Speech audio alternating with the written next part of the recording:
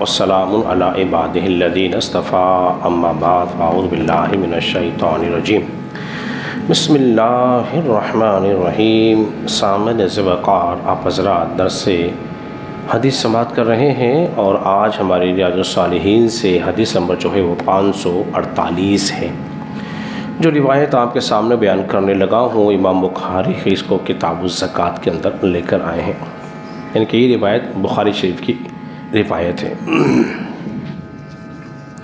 سیدنا ابو ہریرہ رضی اللہ تعالیٰ عنہ سے روایت ہے کہ رسول اللہ صلی اللہ علیہ وسلم نے ارشاد فرمایا، جب صبح ہوتی ہے تو دو فرشتے آسمان سے نازل ہوتے ہیں، اترتے ہیں اور دعا کرتے ہیں۔ ایک کہتا ہے،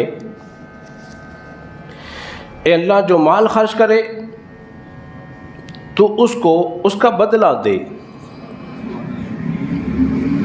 اور دوسرا فرشتہ کہتا ہے، اے اللہ جو مال کو خرچ نہ کرے، روک لے، اپنے پاس رکھے تو اس کے مال کو ضائع کر دے۔ بڑی اہم بات، بظاہر معمولی سی بات ہے لیکن بڑی اہم بات ہے کہ دو فرشتے دعا کر رہے ہیں، ایک کے حق میں تو دعا ہے اور ایک کے حق میں بد دعا ہے۔ سخی کے حق میں دعا ہے اور جو کنجوس ہے اس کے حق میں بد دعا ہو رہی ہے، اور یہ کرنے والا کون ہے؟ فرشتہ ہے۔ اور فرشتوں کے بارے میں آپ کا اور میرا عقیدہ کیا ہے کہ فرشتے اپنی مرضی سے کچھ نہیں کرتے۔ سمجھیے اس بات کو کہ فرشتے اپنی مرضی سے کچھ نہیں کرتے، وہ تو وہی کرتے ہیں جو اللہ انہیں حکم عطا فرماتا ہے۔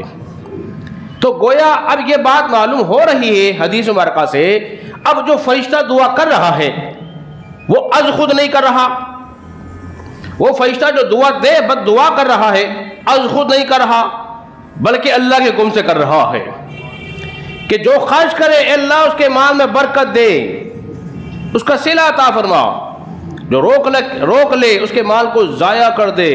توجہ چاہوں گا کہ جب مال خرچ کرتا ہے تو دو ہیں اس کے لیے فوائد۔ پہلا فائدہ کیا ہے؟ اس کا بدلہ اسے دنیا میں ملتا ہے، اس مال کا بدلہ اسے اور عطا ملتا ہے اور مل جاتا ہے۔ پھر دوسرا فائدہ کیا ہے؟ اس کے لیے ذخیرہ آخرت بنتا ہے۔ ہونا تو یہ چاہیے تھا جس نے مال خرچ کیا اسے دنیا میں اجر دے دیا جاتا، کہ اللہ فرماتا ہے وَمَا أَنفَقْتُم مِّن شَيْءٍ فَهُوَ يُخْلِفُ۔ اگر تم مال اللہ کی راہ میں خرچ کرو گے نا، اللہ تبارک و تعالیٰ تمہیں اور عطا فرمائے گا اور عطا کرے گا۔ لیکن اللہ کی ذات پہ کامل بھروسہ ایقان ہو، مضبوط ہو، اور جس کا مال ضائع ہو رہا ہے وہ غور کرے کہ اس کا مال ضائع کہاں ہو رہا ہے۔ اس کا مطلب یہ ہے کہ وہ مال کو اللہ کی نافرمانی میں خرچ کرتا ہے لیکن اس کو پتہ ہی نہیں پڑ پاتا، لیکن اس کا مال برباد ہو رہا ہوتا ہے۔ اسی طرح اس کی نالائق اولاد اس کے مال کو ضائع کر رہی ہوتی ہے، یا پھر وہ ایسا پریشان ہوتا ہے کہ کبھی کسی کام میں نقصان، کبھی کہیں نقصان، کبھی کسی کام میں پھنسا ہوا ہے تو اس کا وہ پیسہ وہاں برباد ہو رہا ہوتا ہے۔